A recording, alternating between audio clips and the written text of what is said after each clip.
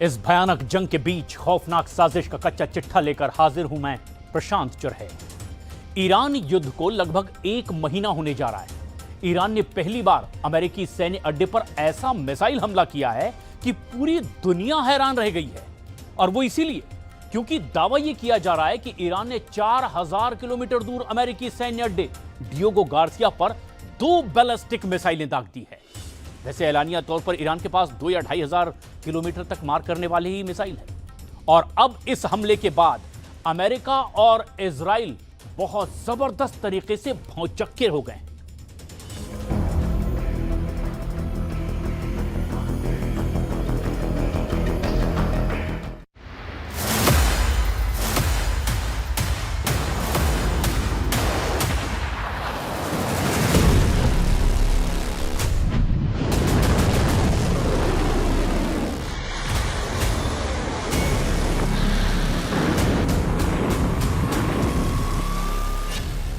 4000 kilometre दूर America पर हमला, हिंद महासागर में ईरानी खतर।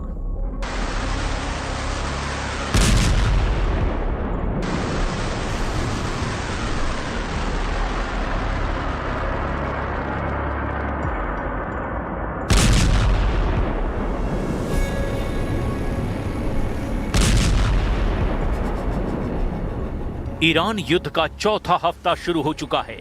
यकीन करना मुश्किल है कि जिस जंग को लेकर ट्रंप ने दावा किया था कि ये 4 दिन में खत्म हो जाएगी, वो जंग अब चौथे हफ्ते में पहुंच चुकी है। ईरान ने अपने सरप्राइज अटैक और बेहद तीखे मिसाइल हमलों से न सिर्फ इजराइल को तबाह किया, बल्कि अमेरिका के पश्चिम एशिया में मौजूद लगभग सभी अड्डों पर हमले करके साबित कर दिया कि ईरान के मिसाइल हमलों को रोकना लगभग नामुमकिन है। हैरानी की बात तो ये है कि जो ट्रंप दावा कर रहे थे कि हमले में ईरान की 80% मिसाइलें और लॉन्चर तबाह कर दिए गए हैं, वो ईरान अब हिंद महासागर में अमेरिका और ब्रिटेन के सबसे बड़े और ताकतवर अड्डे डियोगो गार्सिया पर सीधा हमला करने लगा है। अमेरिकी मीडिया ने खुद दावा किया कि ईरान की 2 मध्यम दूरी की बैलिस्टिक मिसाइलों यानी IRBM ने डियोगो गार्सिया को निशाना बनाने की कोशिश की। यानी ईरान से 4000 किलोमीटर दूर अमेरिका के उस बेस पर हमला किया गया जहां पर परमाणु बम वर्षक, परमाणु पनडुब्बियां और फाइटर जेट बहुत बड़ी संख्या में मौजूद हैं। ईरान ने न सिर्फ ट्रंप की नींद उड़ा दी है, बल्कि नेतन्याहू को भी 11 मिसाइल हमलों से हल्का बक्का कर दिया है। यानी वार पलटवार में घटनाक्रम तेजी से बदल रहा है। लेकिन इस बदलते घटनाक्रम की हम शुरुआत करते हैं ईरान के उन मिसाइल हमलों से जिससे इस वक्त सबसे ज्यादा खौफ में अमेरिका है।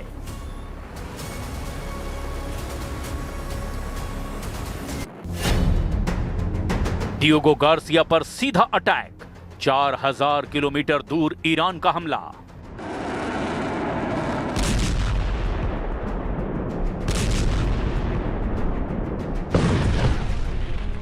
अमेरिका के ऑपरेशन एपिक फ्यूरी और इजराइल के रोरिंग लॉयन ने मिलकर के लगभग 15,000 से ज्यादा ठिकानों पर ईरान में हमला किया।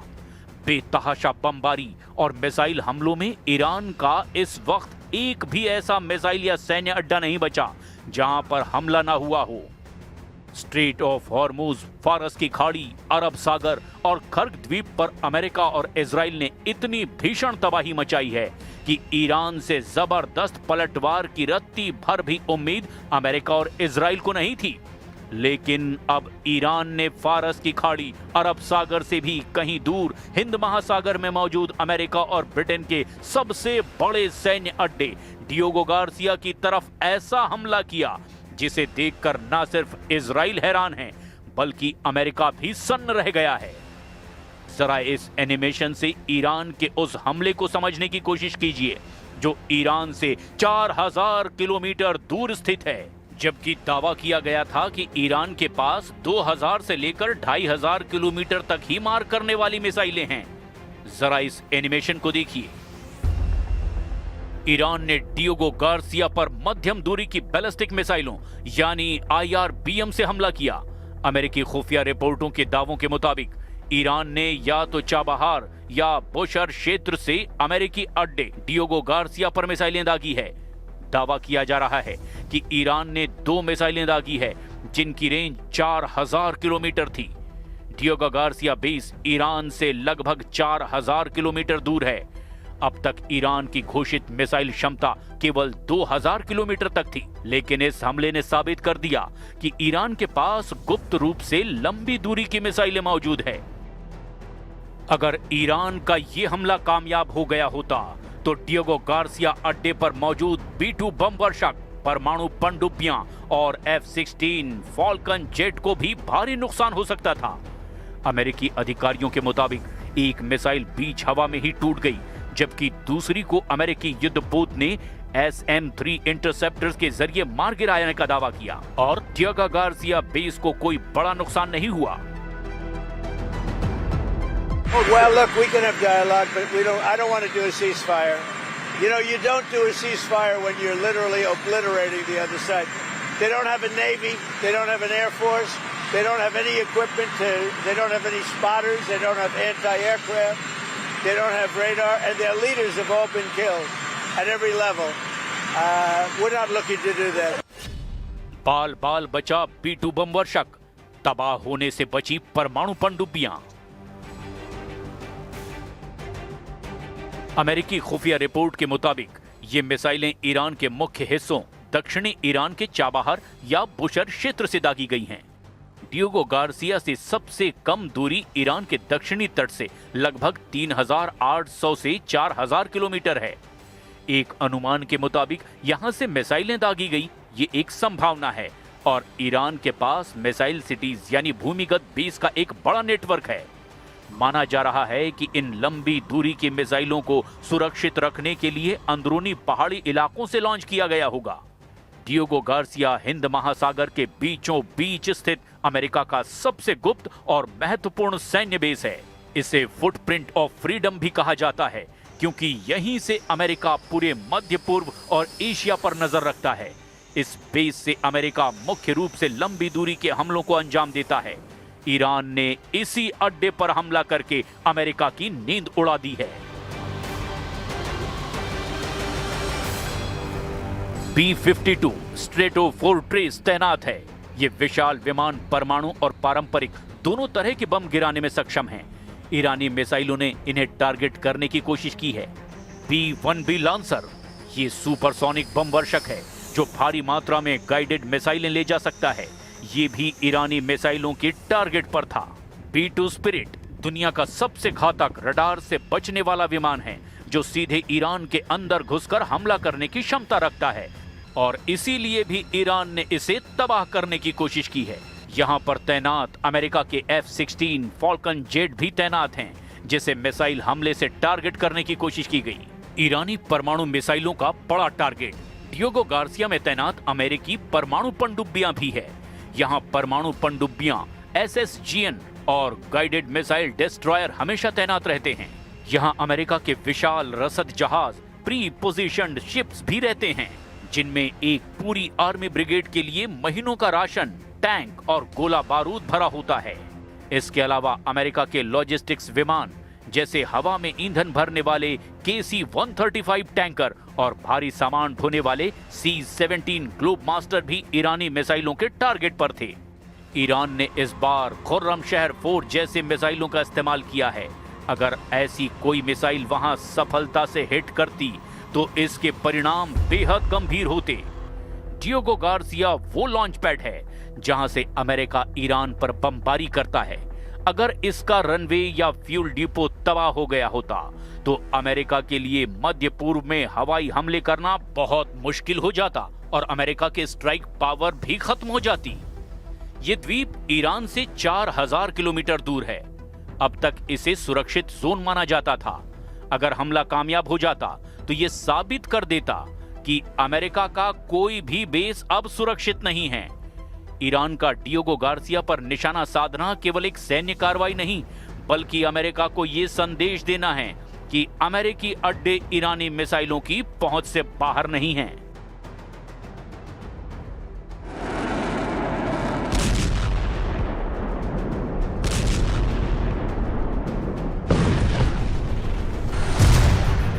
इजराइल के 4 इलाकों पर हमला, 11 ईरानी मिसाइलों का कोहराम।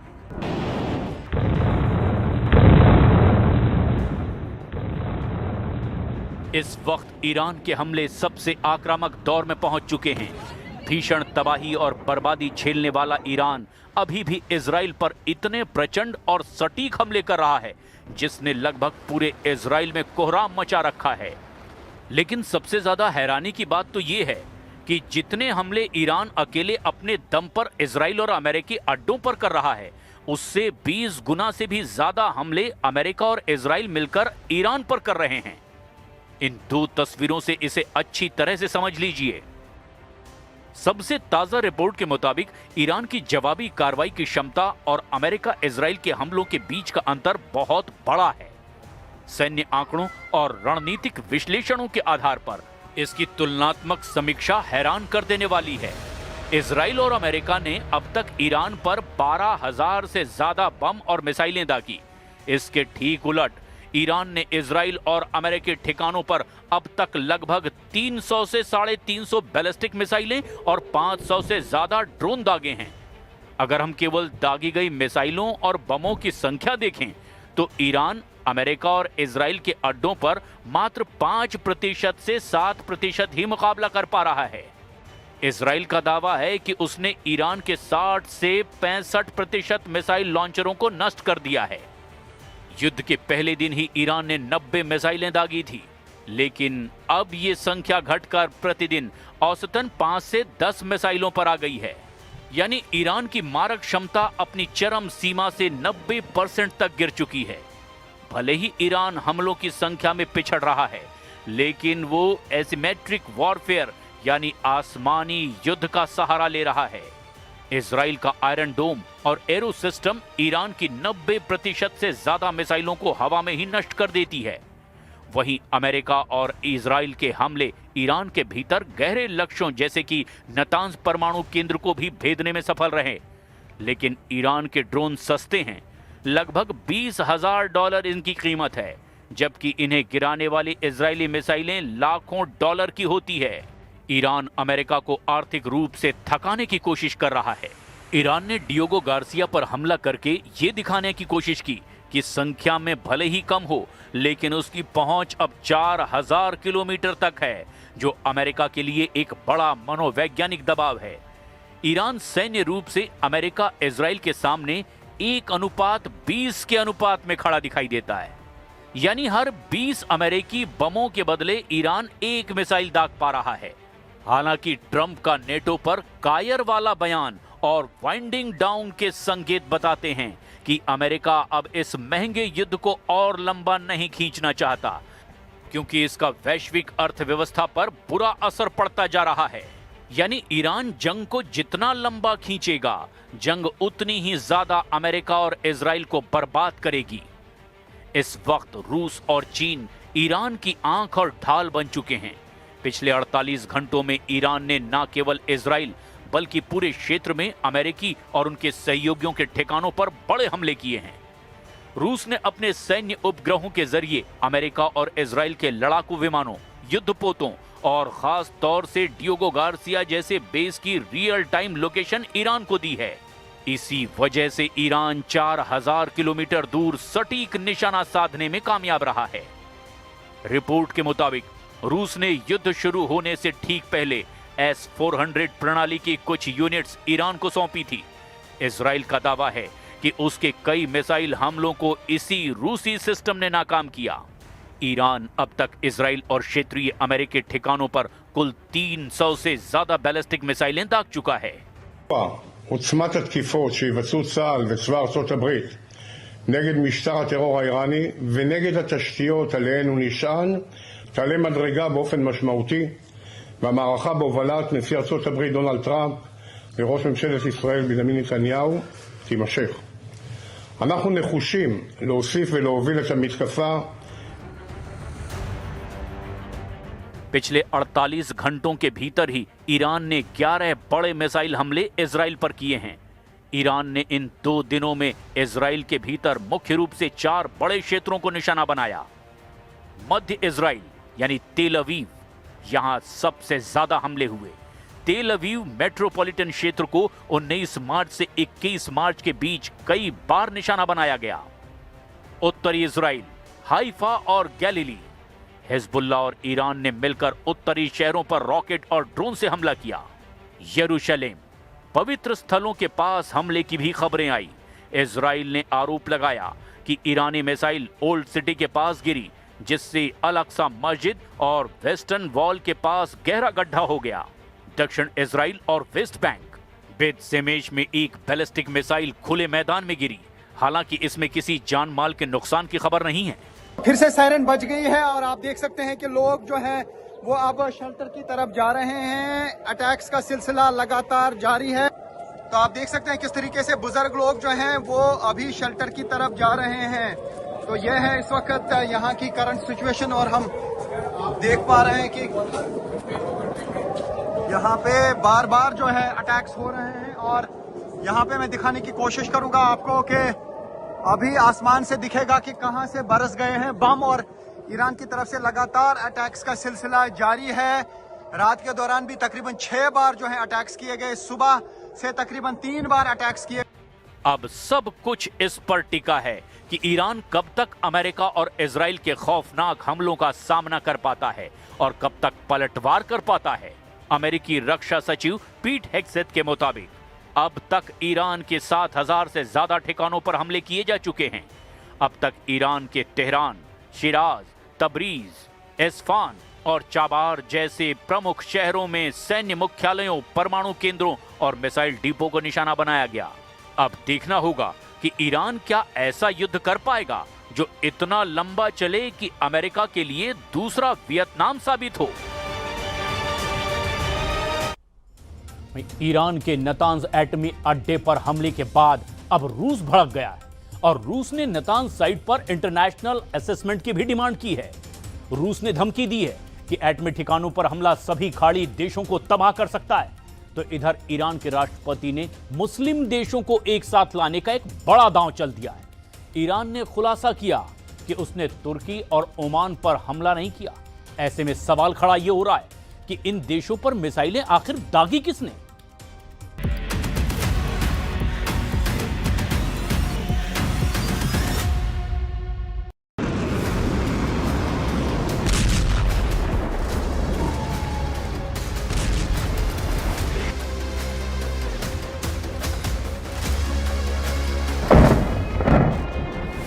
ईरान का नतांज एटमी अड्डा फिर अमेरिका इजराइल के टारगेट पर आ गया है। ईरान की तस्नीम न्यूज एजेंसी की रिपोर्ट के मुताबिक परमाणु अड्डे पर बमबारी से भारी नुकसान पहुंचा है। हमले के बाद नतांज साइट की तस्वीर ऐसी है जिसमें बैकअप टरबाइन जनरेटर तबाह हुए देखे जा सकते हैं। पावर सप्लाई की सपोर्ट बिल्डिंग भी बमबारी में झुलस गई है। अमेरिका इजराइल के हमले में नतांज साइट का इलेक्ट्रिकल सबस्टेशन जलकर राख हो गया है। जंगी जेट से ड्रॉप किए गए बमों ने नतांज अड्डे के पायलट फ्यूल प्लांट को भी बर्बाद कर डाला है।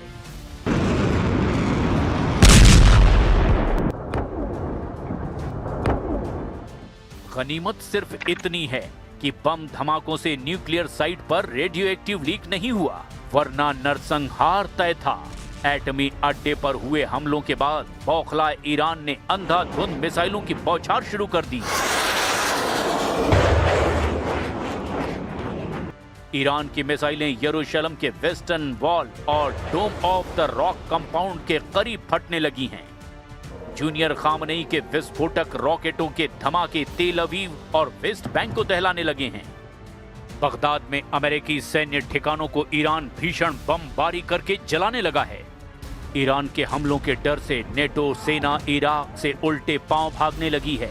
8 साल से इराक में तैनात नेटो फोर्स युद्ध के बीच में ही अमेरिका को छोड़कर भाग खड़ी हुई है। नेटो फोर्स के टॉप कमांडर जनरल एलेक्सिस ग्रिनकविच ने जानकारी दी कि इराक से नेटो के मिशन से जुड़े सैकड़ों कर्मचारियों को यूरोपीय देशों में भेजा गया है। उत्तरी इराक में ब्रिटेन, फ्रांस और इटली के सैन्य ठिकानों पर सिलसिलेवार हमलों के बाद ये कदम उठाया गया। इराक से वापस लौटे नेटो कर्मचारी अब इटली के नेपल्स में नेटो के मुख्यालय में एक्टिव होंगे। नेटो फोर्स के इन्हीं फैसलों पर ट्रंप भड़के हुए हैं। उन्होंने युद्ध में साथ ना दे रहे नेटो सदस्यों को कायर तक कह दिया है। हालांकि इसके बाद भी किसी नेटो देश ने युद्ध का रिस्क लेना सही नहीं समझा, जिसके बाद ट्रंप ने फिर से हॉर्मुज में नेटो से मदद मांगी है। हॉर्मुज में अमेरिका की मुश्किलें बढ़ने के बाद ब्रिटेन ने बड़ा कदम उठाया है। प्रधानमंत्री कीर स्टारमर ने अमेरिकी सेनाओं को ब्रिटेन के सैन्य अड्डों से ईरान पर हमले का लाइसेंस दे दिया है।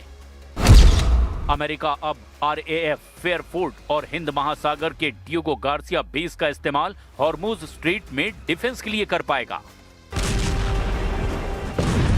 युद्ध का एपिसेंटर अब स्ट्रेट ऑफ हॉर्मुज बन गया है, जहां ईरान सब पर भारी पड़ रहा है। लेकिन ट्रंप हॉर्मुज स्ट्रेट पर कंट्रोल का मिशन शुरू कर चुके हैं। अमेरिका ने अपने सबसे विध्वंसक हथियारों को वॉर जोन में भेजना शुरू कर दिया है। ट्रंप ने बॉक्सर, एम्फीबियस रेडी ग्रुप और 11वीं मरीन एक्सपीडिशनरी यूनिट को हॉर्मुज पर कंट्रोल के लिए भेजा है, जिसके साथ USS पोर्टलैंड और USS कॉमस्टॉक ट्रांसपोर्ट डॉकशिप भी भारी भरकम हथियारों को लेकर पहुंचे हैं। इन तीनों जहाजों पर 4000 से ज्यादा मरीन्स और सैनिक तैनात हैं। USS बॉक्सर पश्चिम एशिया पहुंचकर USS त्रिपोली से जुड़ जाएगा। USS त्रिपोली पर पहले से ही 2200 मरीन्स तैनात हैं।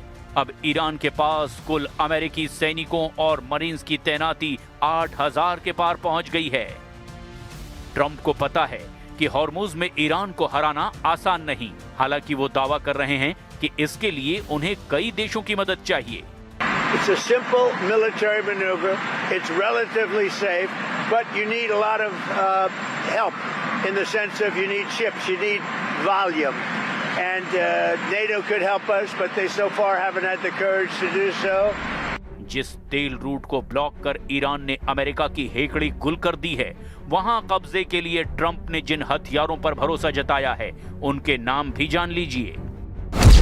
अमेरिका ने हॉर्मुज फ्रंट पर F-35B stealth fighter jet, MV-22 Osprey, ये टिल्ट रोटर एयरक्राफ्ट है, CH-53E भारी helicopter, AH-1Z Viper attack helicopter, UH-1Y Venom utility helicopter, A-10 वॉथोंग विमान और अपाचे हेलीकॉप्टर हथियारों के साथ 5000 पाउंड के बंकर बस्टर बम भी भेजे हैं। अमेरिका ने हथियारों की तैनाती में इजाफा मुस्तफा खामनेई की नई धमकी के बाद किया है, जिसमें मुस्तफा ने युद्ध में ईरान की जल्द जीत का दावा किया। सुप्रीम लीडर बनने के बाद मुस्तफा खामनेई का पहला ऑडियो भाषण ईरान ने रिलीज किया है। अपने भाषण में मुस्तफा ने ट्रंप के तख्ता पलट की साजिश पर करारा हमला किया। جنگ دوم کودتای دیماه بود که آمریکا و نظام صهیونی به تصور اینکه مردم ایران در اثر مشکلات اقتصادی تحمیل شده نظر دشمن را عملی می‌نمایند، با استفاده از مزدوران خود فجایع بیشماری را رقم زدند. ईरान के सुप्रीम लीडर ने यह भी सफाई दी कि तुर्की और ओमान पर ईरान ने कोई हमला नहीं किया। दोनों देशों पर हुए हमलों को मुस्तफा खामनेई ने दुश्मनों की फूट डालने की साजिश कहा है। मुस्तफा ने एक बार फिर से एटम बम बनाने वाले आरोपों को खारिज कर दिया है, लेकिन अमेरिका अभी भी ईरान की लीडरशिप की हिट लिस्ट बना रहा है। अब जिन लीडर को अमेरिका इजराइल ने टारगेट पर लिया है, उसमें मुस्तफा का नाम टॉप पर है। अमेरिका ने ईरान के 6 टॉप लीडर के सिर पर $1 करोड़ का इनाम रख दिया है। इसमें से 2 टॉप लीडर अली लारिजानी और इस्माइल खतीम का खात्मा हो चुका है, जिसके बाद मुस्तफा का नंबर बताया जा रहा है। लेकिन ईरान एक नए दांव से अमेरिका को झटका देने की तैयारी कर रहा है। ईरान के राष्ट्रपति मसूद पजेश्कियन ने इस्लामिक देशों को एक स्टेज पर लाने का प्लान बनाया है। पजेश्कियन ने इस्लामिक असेंबली का आइडिया दिया है, जिसके बनने के बाद सभी मुस्लिम देश युद्ध में एकजुट होकर दुश्मन से मुकाबला करेंगे। بشوریم از بین ببریم و با وحدت و انسجام برای سربلندی ایران تلاش کنیم. عزیزان همسایه ما که در دور ایران حلقه زدید. इधर ट्रंप आर्मी की कोशिश है जल्द से जल्द जंग को खत्म करने की। अमेरिका इजराइल ने पहले ही फेज के हमलों में ईरान के एयर डिफेंस, उसके कमांड और कंट्रोल को खत्म कर दिया। पहले राउंड में ईरान के मिसाइल और ड्रोन लॉन्च इंफ्रास्ट्रक्चर को कमजोर कर दिया गया। अमेरिका और इजराइल के हमलों का दूसरा फेज अभी चल रहा है। ये ईरान के डिफेंस इंडस्ट्रियल बेस को टारगेट कर रहा है। इसमें missile production facility, dual use research centre और अंडरग्राउंड कॉम्प्लेक्स टारगेट किए जा रहे हैं। ईरान की असल ताकत कही जाने वाली मिसाइलें, परमाणु ढांचा, हवाई सुरक्षा, नौसेना और प्रॉक्सी कमांड नेटवर्क की कमर तोड़ दी गई है। सुपर पावर का कैलकुलेशन बता रहा है कि ईरान का मनोबल टूट रहा है, लेकिन ईरान के जांबाजों का जुनून कायम है। ईरान के सुप्रीम लीडर मुस्तफा खामनेई युद्ध से पीछे हटने को तैयार नहीं। डियोगो गार्सिया पर गरजती ईरान की मिसाइलें बता रही है कि युद्ध का विस्फोटक राउंड तो अब शुरू हुआ है। ट्रंप ने सीज फायर को ठुकराकर ये जता दिया कि वो ईरान से इस्लामी सरकार उखाड़ कर रुकेंगे। इस मौके का फायदा इजराइल लेबनान में हिजबुल्लाह के टोटल सफाई के लिए उठा रहा है। बेरूत में इजराइल के भीषण हमले रुकने का नाम नहीं ले रहे हैं।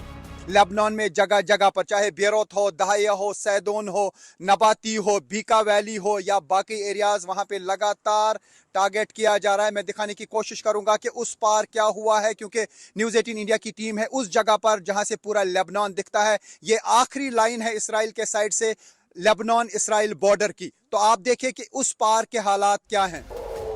बेरूत में धमाके, तेल अवीव में धमाके, बहरीन में अमेरिका के अड्डों पर धमाके, यूएई और कुवैत में धमाके। ये बारूदी शोर कब थमेगा कोई नहीं जानता, लेकिन ज्यादा देर हुई तो दुनिया इसकी भारी कीमत चुकाएगी।